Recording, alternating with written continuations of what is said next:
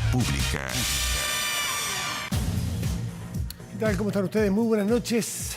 Bienvenidos a Vía Pública. El subsecretario del Interior, Manuel Monsalve, aseguró que el gobierno evaluará la cobertura del estado de excepción acotado en la macro zona sur de nuestro país.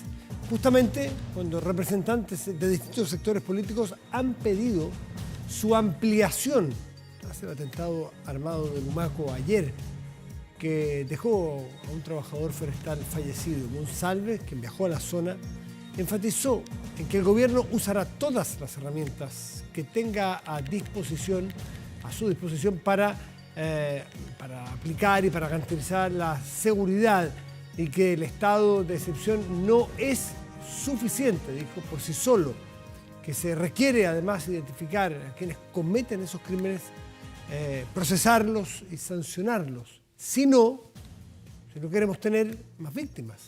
Ese es el punto, precisó la autoridad.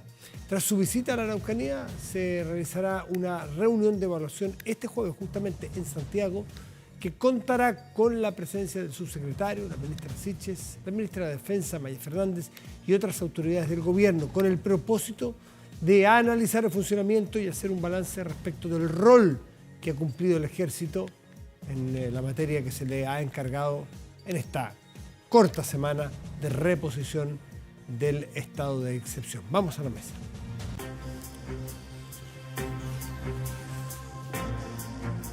Y bueno, la zona afectada por estos actos de violencia llaman porque es allí donde se vive.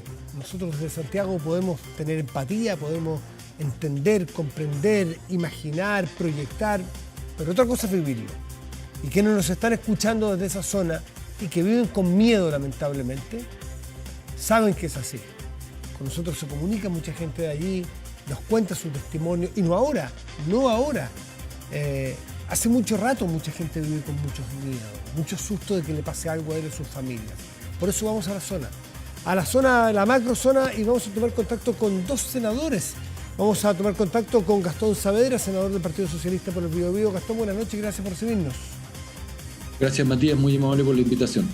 A usted por aceptarla. Lo mismo la senadora Carmen Gloria Aravena, senadora independiente, cupo RN por la Araucanía, Biobío y la Araucanía. Senadora, buenas noches, gracias por recibirnos. Muchas gracias, buenas noches. Bueno, creo que la palabra la tienen ustedes, cómo se está viviendo, y no sé si creo no equivocarme, porque es la recepción que uno tiene de muchos auditores o gente que lo llama, lo conecta a uno. Esto no es de hoy. Santiago tiene una preocupación hoy, pero la Araucanía, el Biobío, tiene una preocupación y una pena hace mucho rato, no resuelta, senadora.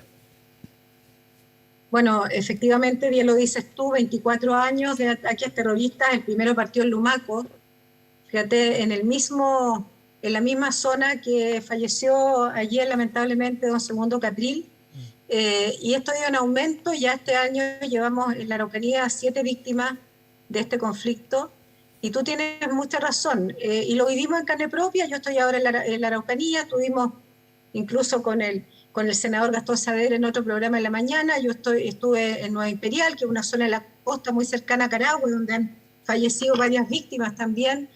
Tenía varias reuniones planificadas, y con los únicos que no me pude reunir fue con los agricultores, porque había tanta dificultad para llegar al pueblo de Imperial que tuvieron miedo de transitar por los caminos que están sin resguardo, y simplemente dejamos para otro día, cuando las cosas estuvieran más tranquilas, la posibilidad de conversar. Eso un poco refleja la situación que estamos viviendo en la macro zona sur. Lo que está diciendo, senadora, da cuenta de una suerte de cuarentena, de miedo, no de virus. Sí, de miedo. No puedo llegar a una reunión, no hagamos reuniones, dejémoslo para más adelante, no nos podemos juntar.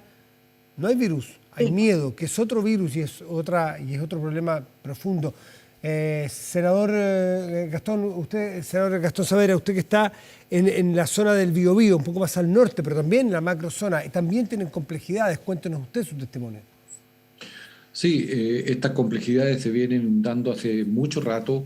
Claro, en el último tiempo ha recrudecido. Este es un devenir de un conflicto histórico que que no lo hemos resuelto como Estado chileno y que hoy día tiene por centro el uso de la violencia y del terrorismo y el atentar además contra trabajadores, contra la vida de trabajadores que van a su labor, que van a su trabajo a ganarse el pan día a día, y fue asesinado don Segundo ayer, y después fue tomada una carretera en la zona de Arauco. Entonces, ese tipo de cosas son las que nosotros tenemos el deber ético y moral como representantes de la ciudadanía en el Congreso y en el Senado de la República de opinar y de también ser parte de la toma de decisiones. Yo en este minuto soy parte de la alianza política que es de una de las que sustenta el gobierno. Usted es oficialista. Y mi petición expresa es que tiene que haber estado de excepción constitucional, continuarse con esto, pero sin apellido, sin restricciones, porque claramente cuando usted genera zonas restrictivas al uso del patrullaje de la fuerza pública y las Fuerzas Armadas, libera territorios para que ocurran situaciones como esta. Lo segundo es que es necesario también considerar, a partir del texto de la verdad histórica, que está en el Congreso, que fíjese que está en la biblioteca del Congreso, sobre esa base construir un proceso de diálogo fecundo, audaz en las materias que se conversen, para poder también ir construyendo la otra parte. Hay que restablecer el Estado de Derecho y el orden público, pero también la otra parte. Senadores, ¿hay que esperar que ocurra una cosa para terminar la otra o se pueden hacer ambas a la vez? Me refiero a avanzar con la verdad histórica, avanzar con reivindicaciones que fuesen necesarias y que se estimen justas, avanzar con diálogo y avanzar con recuperar por parte del Estado de Chile el territorio de Chile, aunque parezca una paradoja lo que estoy diciendo. ¿Se puede ambas a la vez según su experiencia en el terreno, más allá de las teorías que muchos tengan? Ustedes viven ahí, senadora. Yo voy a responder que creo que sí se puede, absolutamente. Yo soy de profesión ingeniero agrónomo, he vivido en las zonas rurales toda mi vida, y la verdad es que creo que se pueden hacer ambas cosas y es necesario hacer ambas cosas, Matías, porque de otra manera sería imposible. O sea, si tú quieres diálogo y la gente ni siquiera puede salir de su comunidad indígena, bien mal podría existir cualquier tipo de negociación en una zona, como tú dices, que está paralizada producto del miedo. Entonces, yo creo que por un lado hay que ordenar la casa, y eso implica retomar el Estado de Derecho, como bien decía el senador Saavedra, con todas las herramientas que la ley le permite. Yo creo que fue un error profundo el implementar un estado de excepción acotado. Creo que justamente le dio paso para que tengamos este tipo de violencia como el que vivió estos 30 trabajadores, que por suerte no murieron más porque las armas que se ocuparon fueron de guerra. Y por otro lado, tomar en consideración como todas las acciones que sean necesarias para avanzar en muchas de los compromisos que han hecho diferentes gobiernos, pero que al final es el Estado de Chile el que tiene que cumplir. Lo que sí quiero cerrar este tema diciendo que no es la CAM ni las 7 organizaciones radicales hoy día que están causando temor con las que necesariamente tenemos deuda. La deuda la tenemos con el pueblo mapuche y sus 2.500 comunidades, al menos en mi región. Y con eso digo que la CAM y las 6 organizaciones no necesariamente están compuestas solo por mapuche, y por lo demás, no, por lo menos lo que yo recojo en la opinión de comunidades, no los representa. La vía armada no representa la gran parte del pueblo mapuche. Sí, senadora, déjeme un flequito a lo que usted va a decir, y que dejo hecha la pregunta a Gastón Saavedra también. Ustedes son dos representantes recientes también, dos representantes de la población, de la ciudadanía en el Biobío y en la Araucanía. Representantes legítimos, democráticos, unos de derecha, unos de izquierda, podemos decir que aquí están de acuerdo, más bien son adversarios políticos, legítimos adversarios políticos, pero ustedes tienen en común que viven en la zona y que representan gente en un Estado democrático. ¿Qué es más legítimo que un representante popular? Díganme ustedes dos, según su testimonio, ¿qué está pensando hoy día el ciudadano, mapuche o no mapuche? Y sobre todo el mapuche, quizás, porque quizás es el más sensible en estos temas, de lo que está pasando. La señora, el caballero que trabaja su tierra, que sale a trabajar, que manda a su hijo, que lleva a su hijo al colegio, el que no está movilizado o haciendo este activismo o actos de violencia directamente. El ciudadano chileno normal que vive allí en Araucanía, ¿Qué piensa de esto que está pasando en la violencia? Gastón, termine senador y usted, Gastón, luego. ¿Qué le parece? Bien breve, yo creo que tiene un miedo terrible. Recién veía un reportaje donde una persona que conozco de la zona del senador, de su abuelo lo mataron hace poco tiempo, y él dice, bueno, quizás el futuro que tengamos es terminar en el cementerio.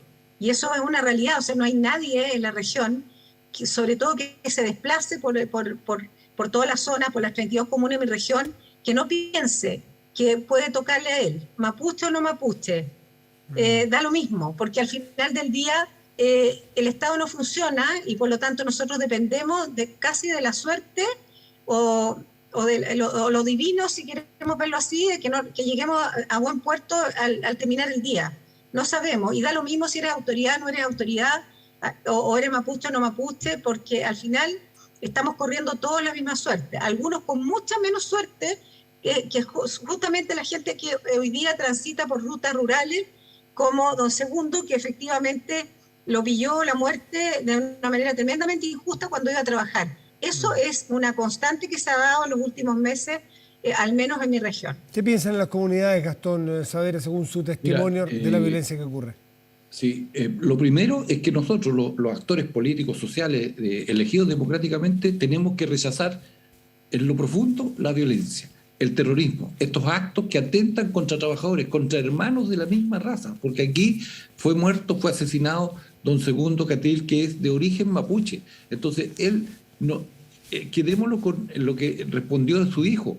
Nosotros no somos comuneros. Mi padre era un trabajador que iba a ganarse la vida. Algo está, ese mensaje, por favor, tomémoslo y tómenlo aquellos que usan la violencia tratando de infundir miedo, que es lo que nos dicen constantemente cuando uno conversa. Yo estaba en comunidades, en reunión, he estado con peñis en diferentes reuniones, he estado con los que cultivan papas en Cañete o con los otros agricultores que hacen tareas que les permite vivir.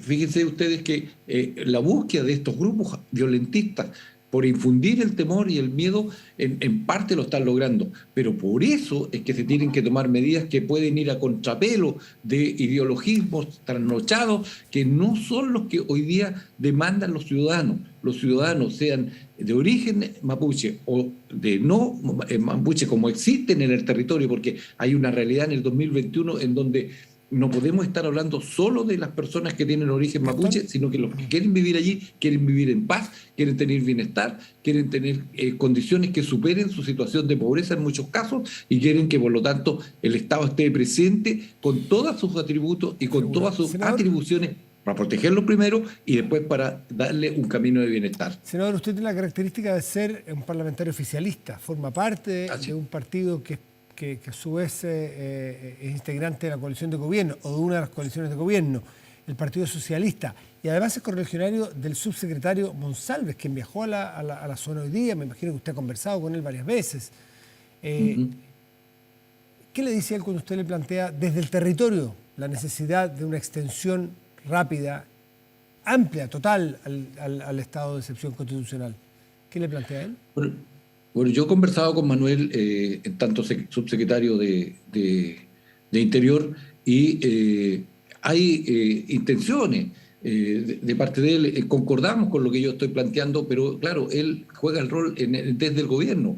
Yo tengo un tanto más de libertades, pero esas libertades las quiero aprovechar para ser contributivo respecto de una situación que ya no resiste más espera y que tenemos que caminar hacia lo que tú preguntabas anteriormente, a efectuar estas dos acciones. Una, reponer el Estado de Derecho, control del orden público y al mismo tiempo comenzar este proceso de diálogo con todos aquellos que quieren dialogar. Y hay 4 temas que a mí me preocupan y que tienen que ver con otras operaciones que el Estado y los organismos de Estado tienen que ejecutar. 1, el control del robo de madera. Eso no puede seguir más. 2, estos actos violentistas y terroristas que hay que ubicar y hay que, por lo tanto, hacer las investigaciones. El Ministerio Público tiene aquí un rol trascendente en esto.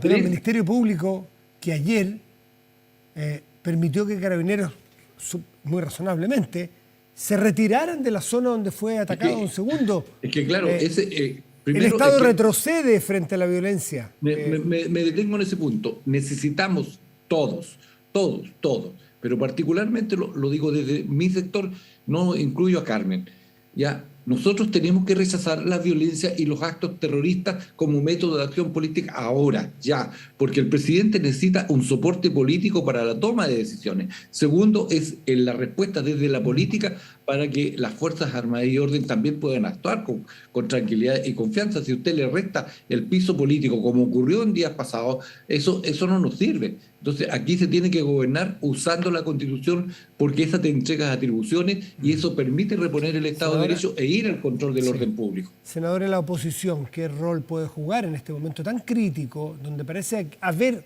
una ventanita de coincidencias entre adversarios tradicionales para buscar un propósito común que es la paz, que es un propósito bastante loable y fundamental para basar la democracia? Paz, seguridad y tranquilidad. ¿Qué puede ofrecer la oposición? ¿Qué puede hacer ahora?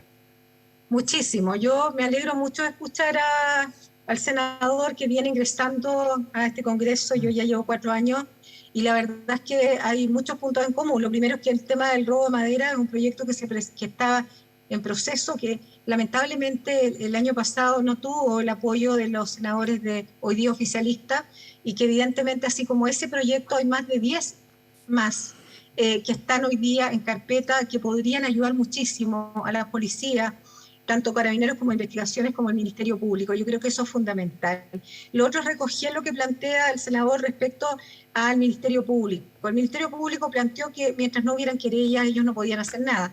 La verdad es que las querellas deben presentarse, en mi opinión, siempre, cuando obviamente estén las condiciones para hacerlo, porque esos son señales políticas que permiten efectivamente entender cuál es el camino al que quiere llegar el gobierno. Y en ese contexto también siento que hay un debe respecto al Ministerio Público, porque sí se presentaron querellas en el gobierno anterior por seguridad del Estado y no ha habido mucho avance. O sea, Héctor Yaitul aparece como el más visible, pero detrás de él hay 6 organizaciones terroristas que están dando vuelta, que han desafiado el Estado de Derecho al gobierno junto con él, y hoy día, digamos, en una condición un poco más compleja, plantean cierto que ellos no tienen el Estado, no lo reconocen como Estado, el presidente tampoco, y de alguna manera esta insurrección tiene que tener, digamos, un castigo. No puede ser que alguien se levante en la mañana y desafíe al presidente de la República, al Estado de Chile y al Estado de Derecho. Y con eso ellos dicen que estamos en combate con el Estado,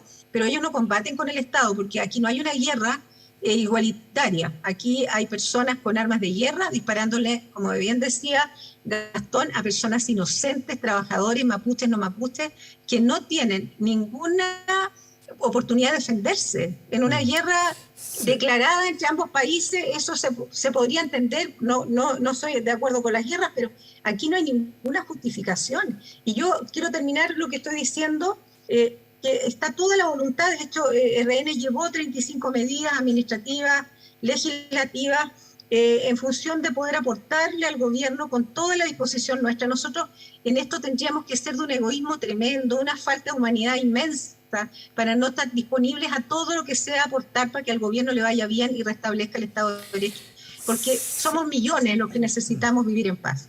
Senadores Saavedra... Me permite, Matías, solo agregar un punto. ¿Cómo no? Mire, aquí la institucionalidad no está funcionando. Cuando usted pasa con un camión por una zona de pesaje o de control, se tiene que controlar, pues.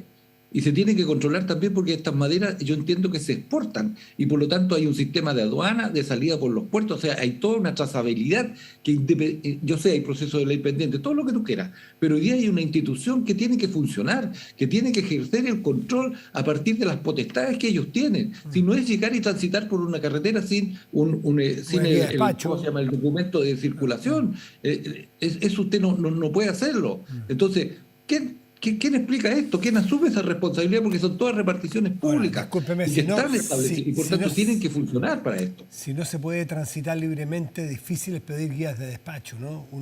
Lo mínimo que uno pudiera pedir es retomar la posibilidad de ir a visitar a un familiar. Matías, por favor, los camiones que roban madera, acuérdate que 2 lo detuvieron en Penco. Venían de por acá, de estos lados. ¿Cómo pasaron, dime tú, hasta Penco?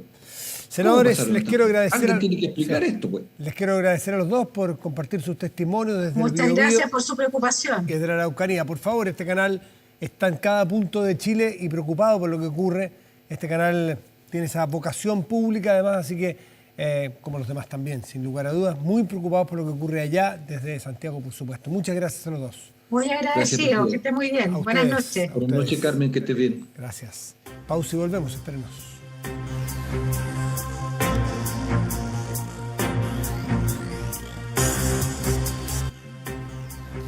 Chile es más que una ciudad y estar donde quieras es posible. Hoy los horizontes se expanden para todos y nuestra red no para de crecer. Ahora también en 5G para darte más y una mejor conexión. WOM, nadie te da más.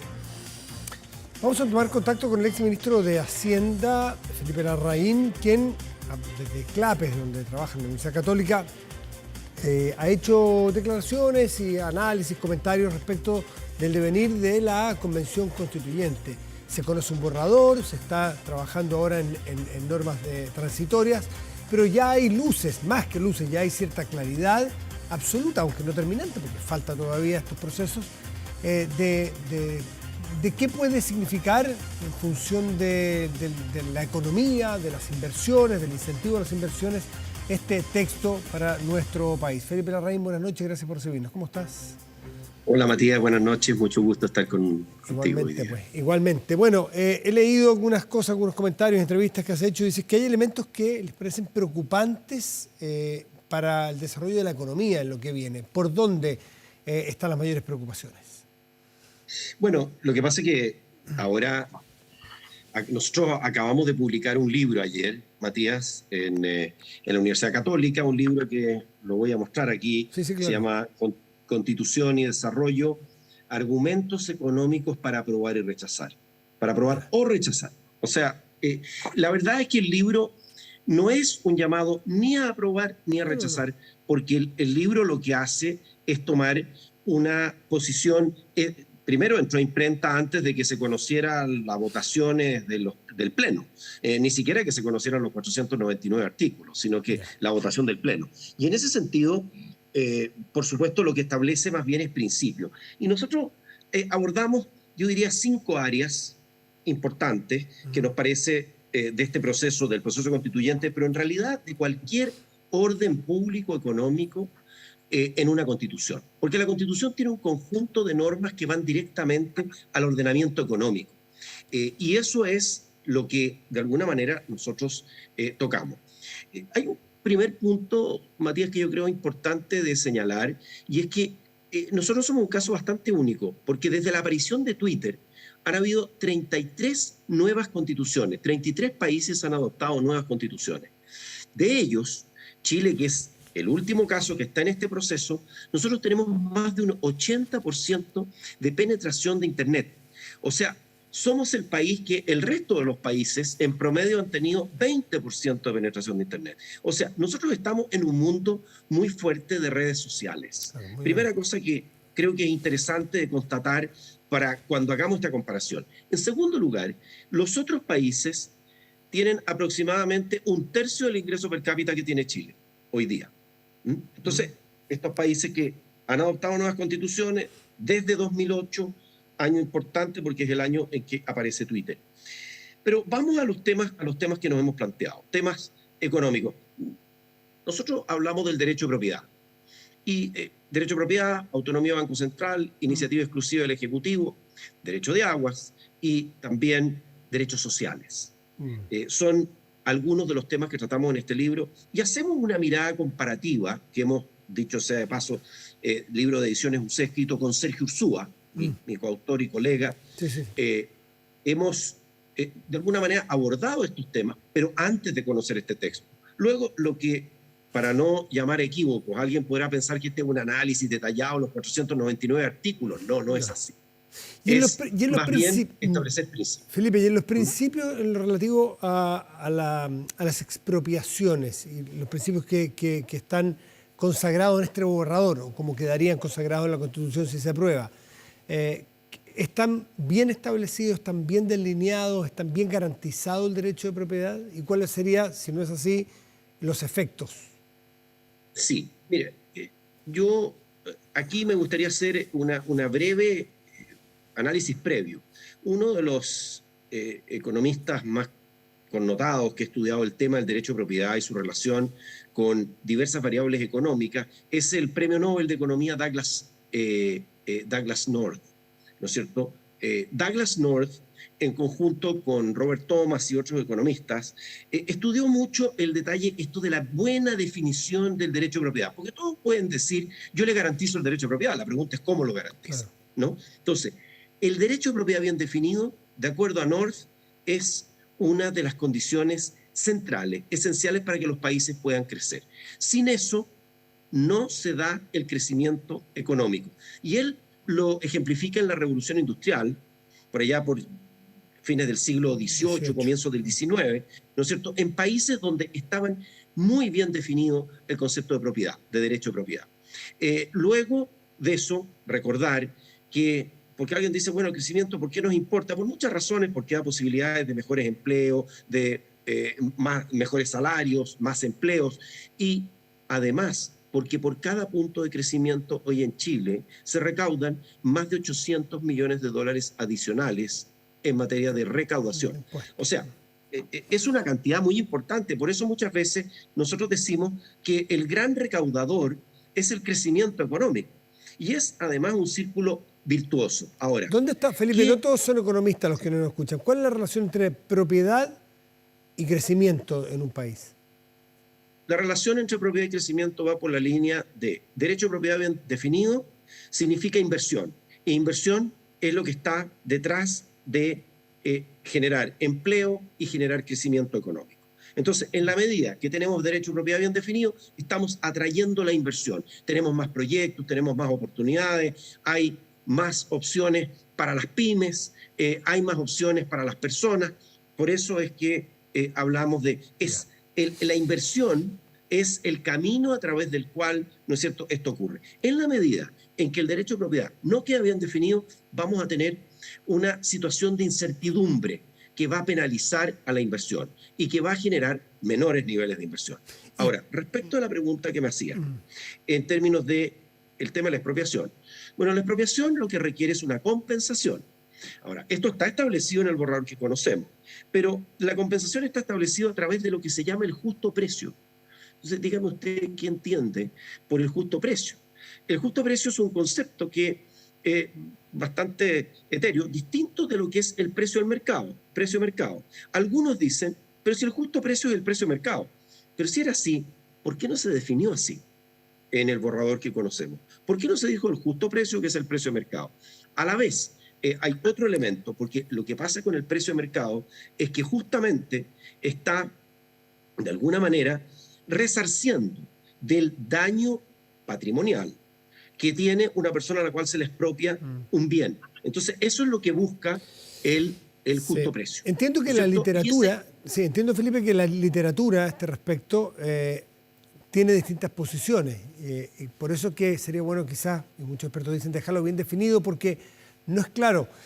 Para algunos precios justos, por ejemplo, decir una casa, que es el caso más típico, ¿no es cierto? Tengo que expropiarla porque tiene que pasar una carretera, es natural, claro, es bien común, es de sentido común. ¿Cuánto le voy a pagar a esta señora dueña de su casa?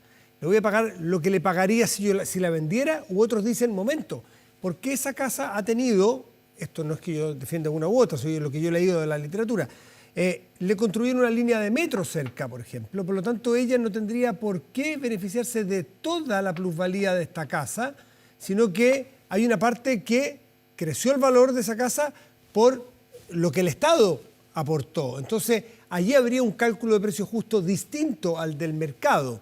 ¿Has leído, me imagino? ¿Has leído tú esas adquisiciones? Ahora, yo lo que preguntaría ahí, Matías, es qué pasó con la persona que compró la casa después que pasó la línea del metro. Entonces, compró al precio de mercado y ya estaba incorporado el valor de tener una línea de metro en la cercanía, ¿no es cierto? Y entonces, ¿qué hacemos con esa persona? Ese problema no lo tenemos si es que se especifica el precio de mercado. Por eso es que se considera una mejor protección desde el punto de vista del derecho de propiedad que sea el precio de mercado, más que un precio justo que queda a la deliberación de una ley que va a ir al Congreso por mayoría simple, ¿no? Que es otro tema. Y el otro punto, que también es importante mencionar, es el tema, ¿no es cierto?, del pago en efectivo y al contado. Eso tampoco se menciona en el texto que conocemos. Y es en ese sentido que hay una preocupación, ¿no es cierto?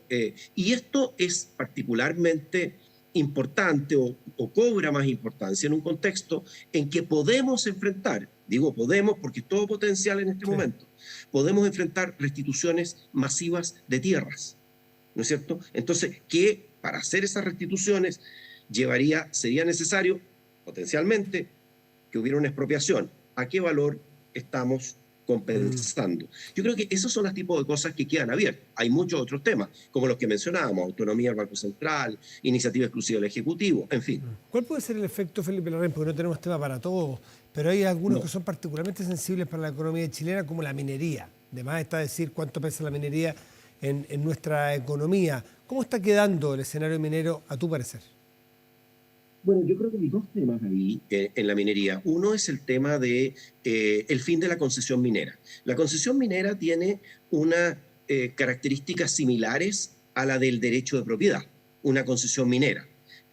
Da una suerte de derecho de propiedad, características muy similares. Hoy día, esto no queda claro. Lo que está claro es que se termina la concesión minera y que vamos a tener, se entiende, porque tampoco está meridianamente claro, una autorización administrativa o un permiso administrativo, que es algo muy similar a lo que ocurre con los derechos de agua. Hoy día existe el derecho de aprovechamiento de agua, que establece un derecho de propiedad sobre el aprovechamiento de las aguas. Hoy día, eso es lo que existe hoy. En el borrador que conocemos, se establece que va a haber un permiso administrativo que tiene un valor menor y que además va a ser intransable. Entonces aquí tenemos algunos problemas, pasando por decir que no es menor cómo vamos a transitar desde el esquema actual hacia el esquema futuro en caso de ser aprobada esta propuesta de nueva constitución, ¿no? Entonces, yo creo que en el tema del agua, no solamente está, y mencioné lo del agua, porque para la minería es muy importante el agua, así como es para la agricultura, así como es también para el consumo humano, ¿no? Entonces, y yo creo que sin tener eso adecuadamente definido y teniendo esta suerte de permiso que es mucho más precario que un derecho de aprovechamiento de agua. El permiso administrativo para operar en una propiedad minera es mucho más precario que una concesión minera, ¿no es cierto? Entonces, esto genera una situación de incertidumbre que no hay ninguna duda que es considerada en el proceso de inversión. Por último, en cuanto al Banco Central, que lo mencionaste la pasada y que también es, mire, hoy sobre todo, porque el Banco Central siempre pareció importante, pero sabemos que como meta fundamental tiene justamente la estabilidad de los precios, garantizar o ayudar a la estabilidad de los precios. Hoy que la inflación está como está, se hace más importante saber si el Banco Central va a contar, a tu juicio, en un nuevo escenario hipotético, porque tendría que aprobarse, ¿el Banco Central va a contar con las herramientas suficientes para hacer su trabajo de manera autónoma e independiente como lo hace hasta ahora? Bueno, yo creo aquí decir que hay algo que en ese sentido es positivo del proyecto que conocemos, del proyecto de los 499 artículos.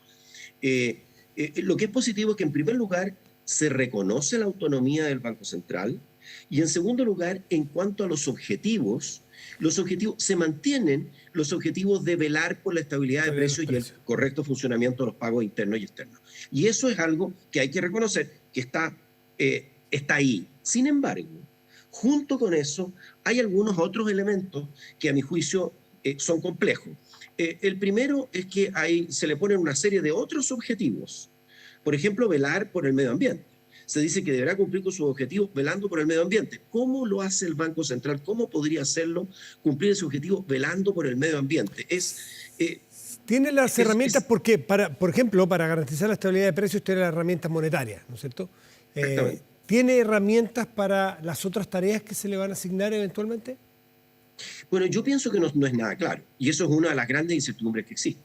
Pero hay otro tema, que es la remoción de los consejeros. La remoción de los consejeros en este proyecto es determinada y es definida por la Corte Suprema, por una votación de mayoría del Pleno de la Corte Suprema. Pero esto puede ser a requerimiento del Presidente de la República, del Consejo o de cualquiera de las dos cámaras, de la Cámara de Diputados o de la Cámara de las Regiones, como está quedando el proyecto. Y eso es, de alguna manera, ponerle, a mi juicio, es reducir el rango de autonomía del Banco Central, cuando pueden quedar los consejeros sujetos a una acusación política, porque la acusación que viene de la Cámara o de cualquiera de las dos cámaras es una acusación de tipo político. Hoy día los consejeros no tienen ese tipo de problemas, digamos, ¿no es cierto?, o de eventualidades. Entonces, y esto, a mi juicio, menoscaba la autonomía del Banco Central. Ahora, hay otros elementos que tal vez son menores, pero, por ejemplo, que tenga que tener estos periodos de 12 meses antes y 12 meses después, que no pueden estar en el sistema financiero, claro. Los consejeros, estos periodos de, digamos, de veda. Puede reducir, ¿no puede reducir la búsqueda o la calidad y la profundidad de la búsqueda de los o las claro, candidatos a ser consejeros. Exactamente. Oye, y aunque sé que no tenemos mucho tiempo, pero el tema de la iniciativa exclusiva del Ejecutivo, a mí me parece la iniciativa de gasto. Un tema, la iniciativa de gasto, impuestos, y hay una serie de otros elementos en que hay iniciativa exclusiva. Hoy día, tal como está el proyecto que conocemos, se mantiene la iniciativa, pero se debilita fuertemente. ¿Por qué? Porque pueden iniciarse los proyectos de ley en que tenga iniciativa el Ejecutivo con mociones parlamentarias que deben tener la concurrencia del Ejecutivo. Y yo lo que me preguntaba es, ¿cómo van a ser las presiones sobre el Ejecutivo si los proyectos sobre los cuales tiene iniciativa van a ser comenzados por las cámaras, ¿no es cierto?, por el poder político, por el poder legislativo. De esa manera, a mí me parece, y en esto ser muy claro, Matías, la iniciativa exclusiva es absolutamente central para la sostenibilidad de las finanzas públicas. Esto es algo que, en lo cual creo que hay bastante consenso. Ahora, la pregunta es cómo la cuidamos. Y hay cosas que salen de la iniciativa exclusiva porque ya no se mencionan, como por ejemplo, la gratificación del sector privado, la seguridad social, los sueldos, los salarios del sector público. Entonces, estas cosas quedan fuera del ámbito de la iniciativa exclusiva del Ejecutivo. A mí me parece que, sin duda alguna, como ayer se planteaba en la presentación del libro por una serie de personas que lo comentaron, hay un debilitamiento de la iniciativa exclusiva del Ejecutivo. No diríamos que se elimina, pero se debilita en forma importante. Felipe Larraín, exministro de Hacienda, muchísimas gracias por conversar esta noche con nosotros. Que te vaya muy bien. Muchas gracias, Matías. Encantado de conversar. Chao, igual. Hacemos una pausa y volvemos. Espérenos.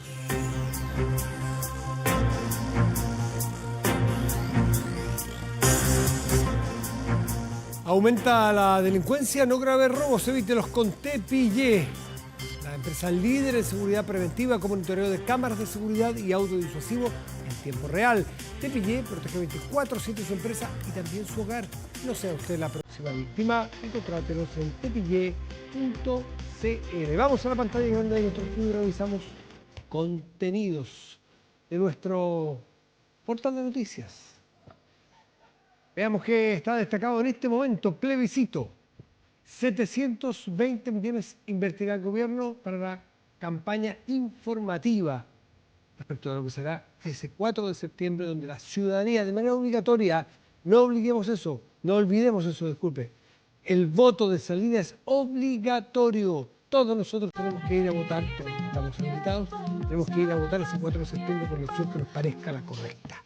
Pausa y volvemos.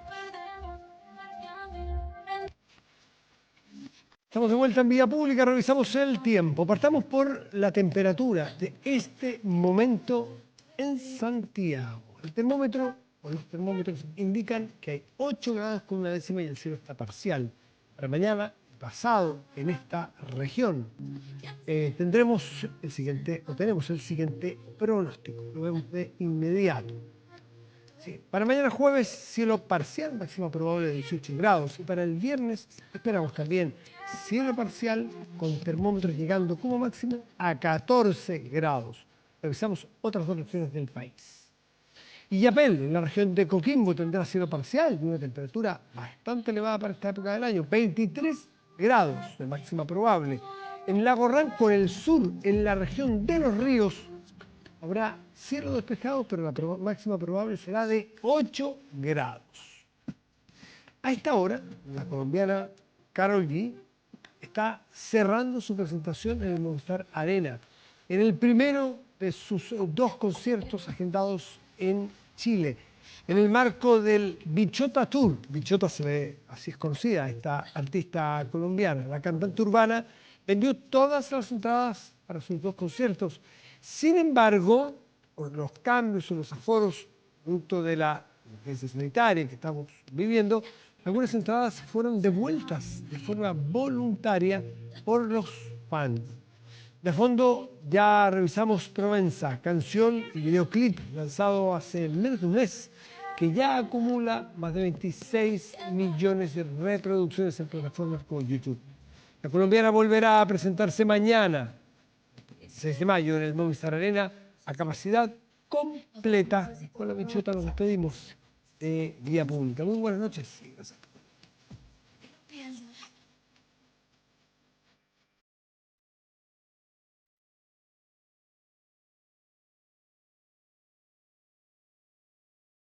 Prométeme que te